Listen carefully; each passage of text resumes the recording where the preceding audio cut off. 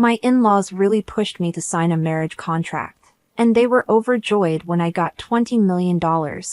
I'm Chloe. Most people would describe me as quiet and reserved. I work as a lab assistant, which I like because it means less talking and more focusing on details. My life is pretty routine: work, home, and the occasional hangout with my friend Lisa, who is very outgoing and energetic. Tonight, she somehow got me to go to one of her wild house parties.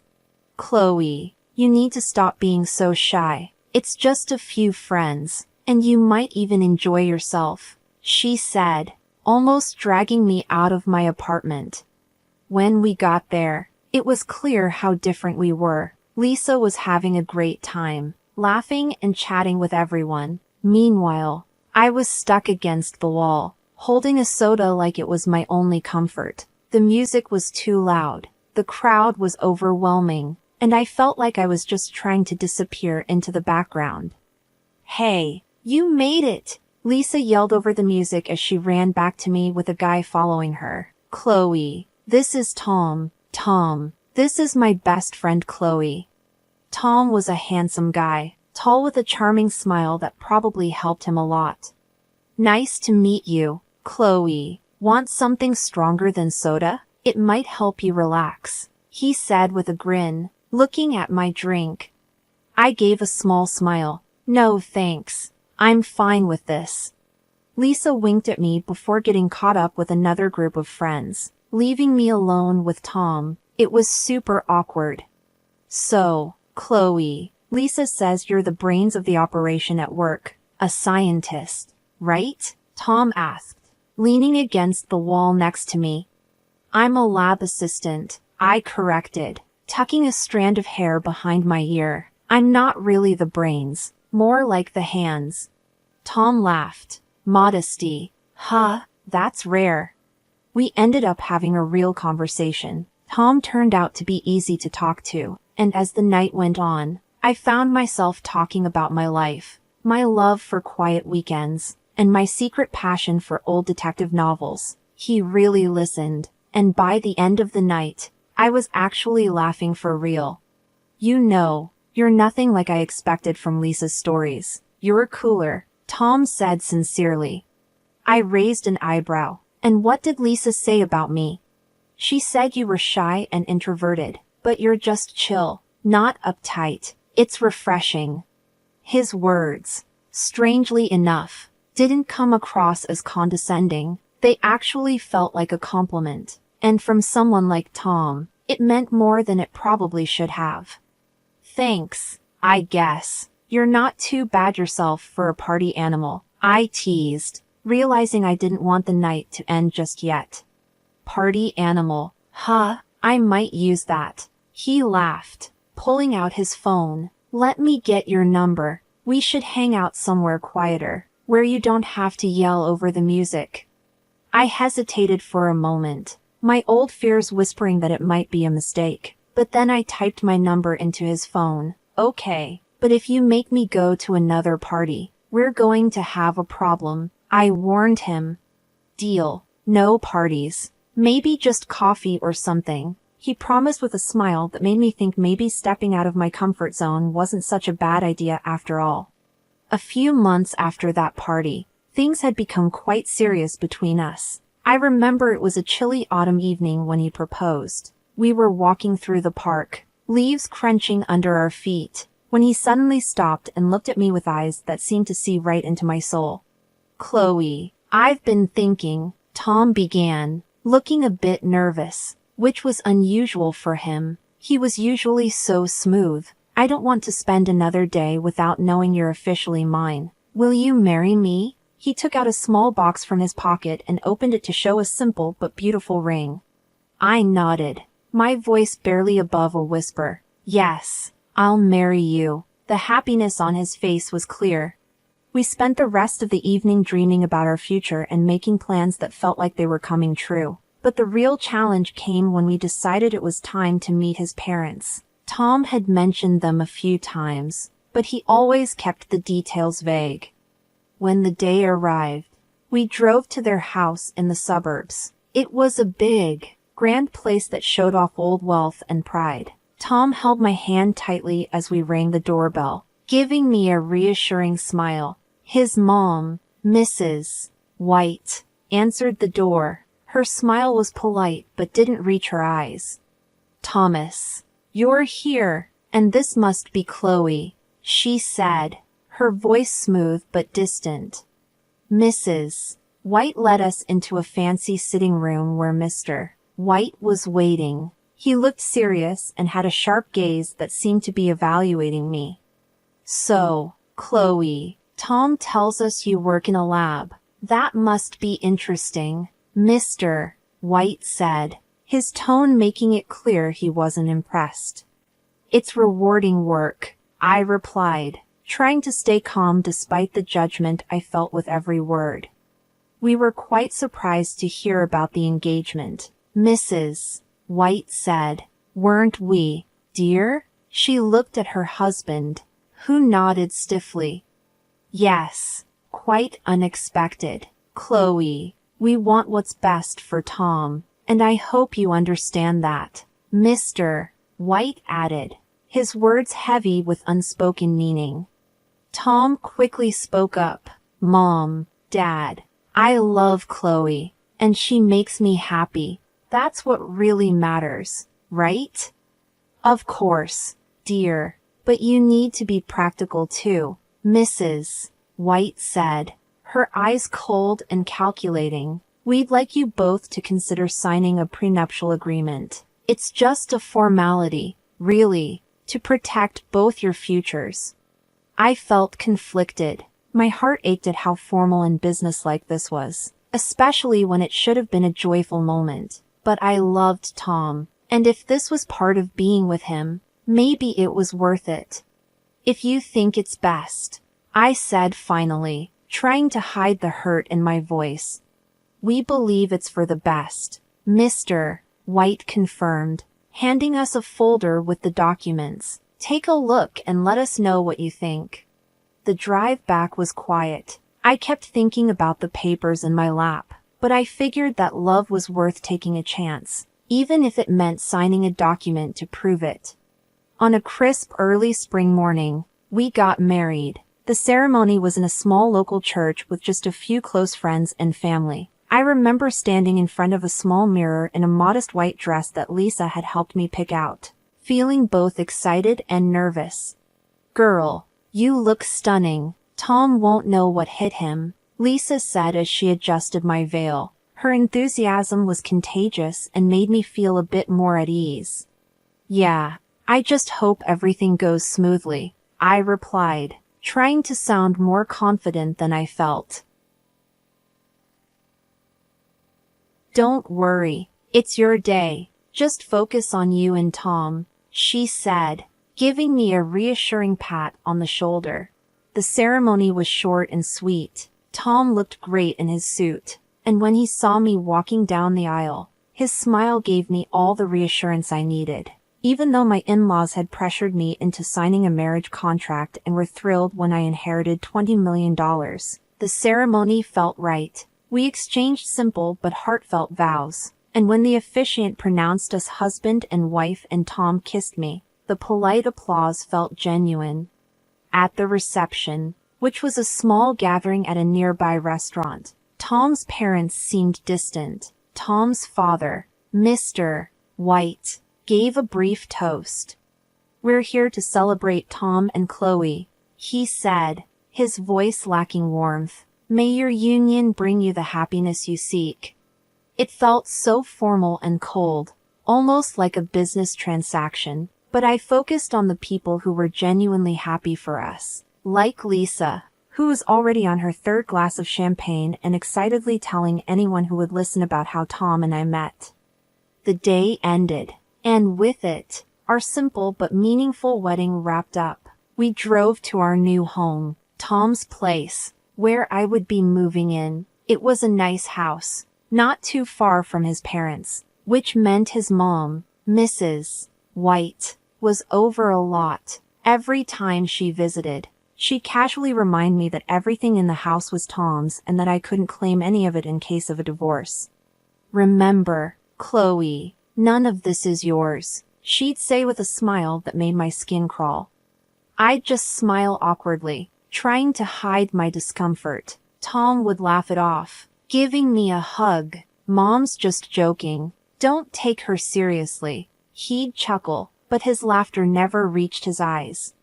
It was clear this was her way of reminding me that I was an outsider. I hoped things would get better and that Tom would eventually see how his mother's comments were affecting our newlywed happiness. I tried to make the best of it, focusing on setting up our home to make it feel like ours, not just Tom's. But no matter how hard I tried, Tom's parents, especially Mrs. White, made it challenging. Chloe, dear, why don't you rearrange these dishes? They should be organized better, Mrs. White would say during her frequent visits, her tone condescending as she inspected the kitchen cabinets I had just tidied. I'd force a polite smile, gripping the edge of the countertop tightly. Of course, I'll take care of it, I'd reply, trying to keep my frustration out of my voice. Tom usually shrugged off his mother's comments. She just likes things a certain way. You know how it is, he'd say, dismissing it too quickly. But it wasn't just about the dishes. It felt like nothing I did was right. One evening, while Tom and I were trying to enjoy a quiet dinner, his dad, Mr. White, showed up unannounced. Watching your spending, I hope. Remember, it's Tom's money paying for all this, he said casually, looking over the food on the table. I bit my lip, feeling hurt by his words. We're careful with our budget, I said, trying to keep my voice steady, but the criticism didn't stop there. Tom's parents seemed determined to remind me of my place at every opportunity. Just make sure you keep the house clean for Tom. He works so hard. He shouldn't have to come home to a mess, Mrs. White would say, her concern dripping with false kindness. And it wasn't just behind closed doors. Even in public, they found ways to belittle me. At a family gathering, I overheard Mrs. White talking to a relative. You know, Chloe doesn't earn much. She pretty much lives off Tom, doesn't she? The interference from Tom's parents didn't stop at comments. They started acting like the house was theirs too. They'd come over, flop down on the sofa, and demand, Chloe, make us some coffee, will you? Or we're out of snacks. Could you run to the store? It felt like I had become more of a maid than a family member. And Tom seemed to change too. He used to be caring and attentive, but now he joined in their laughter. One day, while I was folding laundry, he said, "You're folding these all wrong, Chloe, just like my mom showed you. Remember?" His tone was light, but the criticism hurt. His parents laughed along, and Mr. White added, "She's got to learn somehow. You can't baby her forever, Tom." The worst part was how Tom criticized everything about me, from how I managed the house to my choice of clothes. "You're going out in that?" he'd ask, his disapproval clear as he looked at my casual jeans and t-shirt. I felt like I was losing not just the battle to win over his parents but also the man I thought I had married. The man who once looked at me with love now scrutinized me with the same critical eyes as his parents. Each day became harder, and the atmosphere at home felt more suffocating. I started dreading mornings, knowing I'd face another day of hidden insults and open disdain. The stress of living under constant scrutiny was taking a toll on me. I began losing weight, had restless nights, and faced long days of anxiety. It all came to a head one morning at work when I collapsed amid the test tubes and beakers in my lab. I woke up in the hospital, the bright white of the room initially blinding. I felt a dull ache in my stomach, and my head was spinning as I tried to sit up. A nurse hurried over. "Take it easy, Chloe. You gave us quite a scare," she said, helping me adjust the pillows behind my back. "What happened?" I asked, my voice barely audible. "You passed out at work. They brought you in with severe dehydration and stress-related symptoms," she explained, adjusting the foredrip connected to my arm. I sighed, realizing the gravity of my situation. The door to my room opened, and Lisa walked in, her face full of worry. "Chloe, I heard what happened. Are you okay?" she asked, rushing to my side and taking my hand. "I guess I'm not," I said, trying to force a smile. "This is ridiculous, Chloe. You can't keep going like this," Lisa said, her voice stern with concern. I knew she was right, but the thought of returning to that house and facing Tom and his parents again made me anxious. I just nodded, unable to trust my voice. The next day, as I lay there flipping through a magazine, a man in a suit appeared at the doorway. "Chloe Roberts?" he asked, stepping into the room. "Yes, that's me. Can I help you?" I asked, puzzled since I didn't recognize him. "I'm Mr. Harris, a notary. I have some unexpected news for you. You've been named as the sole heir to your great-uncle's estate. He passed away last month, and it seems you are to inherit $20 million, he said, handing me a stack of documents. I blinked, stunned. "I'm sorry. Could you repeat that? Did you say $20 million? "Yes, Miss Roberts. It's all in these documents. Your great-uncle left everything to you," Mr. Harris confirmed, handing me the papers. I was in shock. I barely knew him, but he remembered me. "If you have any questions or need help with the inheritance process, I'm here to assist," Mr. Harris offered. The news was overwhelming. As Mr. Harris left, my mind raced with the possibilities. My phone beeped with a text from Tom, the first since I'd been hospitalized. "Hey, heard about your uncle. Sorry for your loss. How are you feeling?" the message read. I stared at the screen, feeling a mix of emotions. Suddenly wealthy, I felt more isolated than ever. "Getting better," I texted back, not ready to share the news of the inheritance. Later that evening, as I lay in the hospital bed, overwhelmed by the day's revelations, I made a decision. I couldn't return to my old life. With this inheritance, I had the chance to change everything. The thought was both terrifying and thrilling. Tom and his parents came to visit later. They hadn't visited since I'd been admitted, which spoke volumes. But today they were all smiles and concern. Tom walked in first, followed by his parents. "Hey, Chloe, how are you feeling today?" he asked, his tone overly sweet. I adjusted myself in bed. "Better, thanks," I said, watching them closely. Mrs. White approached my side, her voice full of concern that didn't reach her eyes. "Oh, Chloe, we've been so worried about you," she said, brushing her hand against mine. "That's kind of you," I said, pulling my hand back slightly. Mr. White stood at the foot of my bed, arms crossed. "Yes, well, we're family. We take care of our own," he said, though it felt like a rehearsed line.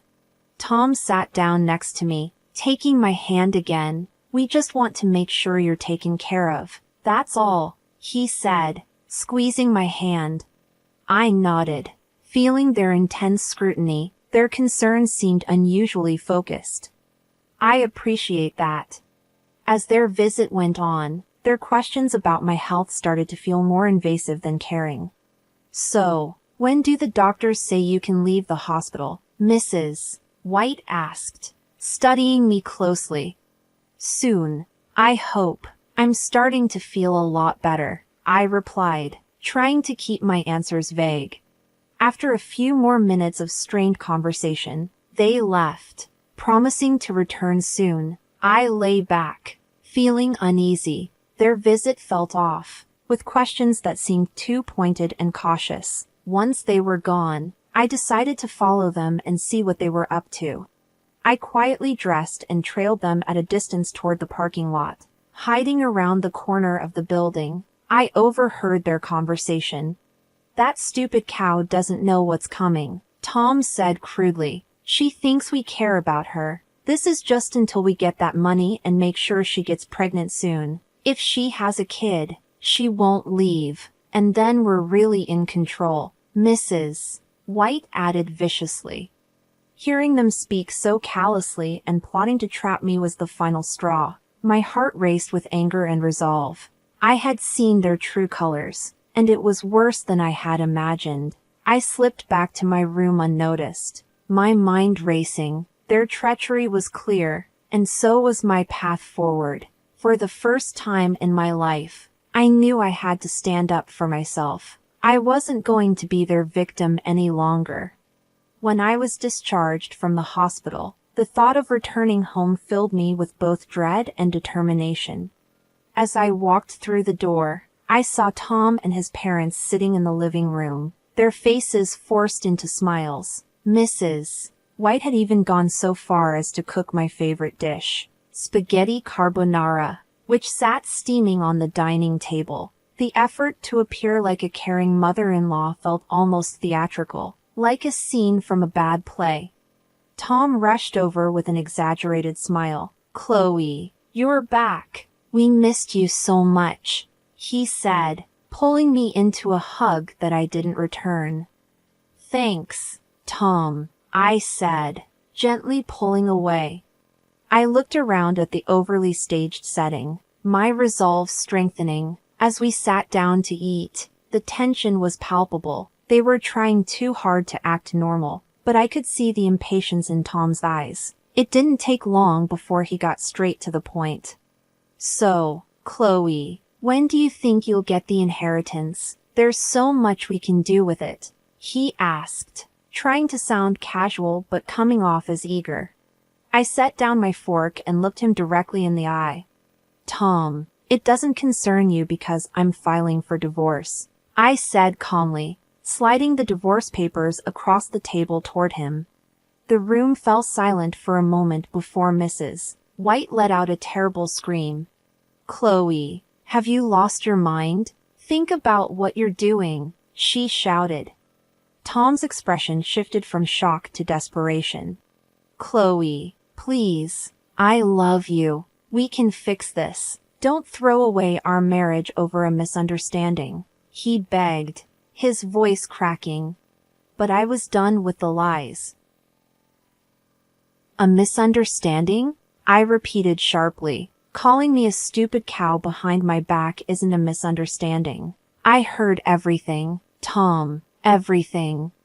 Mrs. White's face flushed red with barely contained rage. "You ungrateful girl. We'll sue you for half of that inheritance, you'll see." I reached into my bag and pulled out a copy of the prenuptial agreement. "Actually, you won't," I said, tossing it onto the table. "This says otherwise. You can't touch my inheritance."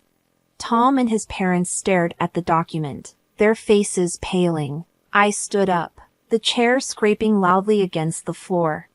I found a small apartment in a quiet part of town where mornings were filled with birdsong rather than bickering. It wasn't just a new place, it was a fresh start. I spent the first week settling in, buying a few pieces of furniture and some plants, making it truly mine. The silence was a stark contrast to the constant tension I had lived with, and I loved it. I began to fully appreciate the peace I had been missing. One Saturday morning, while enjoying a cup of coffee on my balcony, Lisa burst through the door with her usual energy, carrying a box of pastries. "Chloe, this place is fantastic," she exclaimed, setting the box on my new kitchen counter and hugging me tightly. "How are you holding up?" "Better than I have in years, honestly," I replied, pouring her a cup of coffee. "It's like I can finally think straight without all the noise." Lisa chuckled as she sipped her coffee. "I told you, you just needed to get out of that madhouse. So what's next for our free woman?" she asked, her eyes twinkling with curiosity. "I've been thinking about that a lot," I said, leaning against the counter. "For now, I'm just enjoying the peace and planning my next step. Eventually, I want to buy a big house and get involved in charity work. As the weeks went by, I embraced my newfound independence, meeting with a notary to handle the inheritance details. But, as expected, the tranquility didn't last forever. One evening, my phone rang, interrupting my reading. It was Tom. "Chloe, please, can we talk? I've been thinking." "Anne." "Tom, there's nothing left to say," I interrupted, my voice firm but tired. "Just hear me out. I miss you, and I was wrong," he pleaded, his voice breaking with emotion. "I'm sorry for everything. Can we try again?" "Tom, it's over. We can't undo what's been done. You need to accept that," I said, ending the call. Soon after, Mrs. White started leaving messages on my voicemail. Each one was more desperate and angry than the last. "You ungrateful girl. After everything we've done for you," she yelled in one of the messages. I deleted them without hesitation. Tom later told me that he and his parents were fighting a lot, with him blaming them for pushing the prenuptial agreement, which now protected me from their greed. Each call and each desperate plea only reinforced my decision to move on. I was moving forward, not back. The chaos and drama of that family were no longer my concern.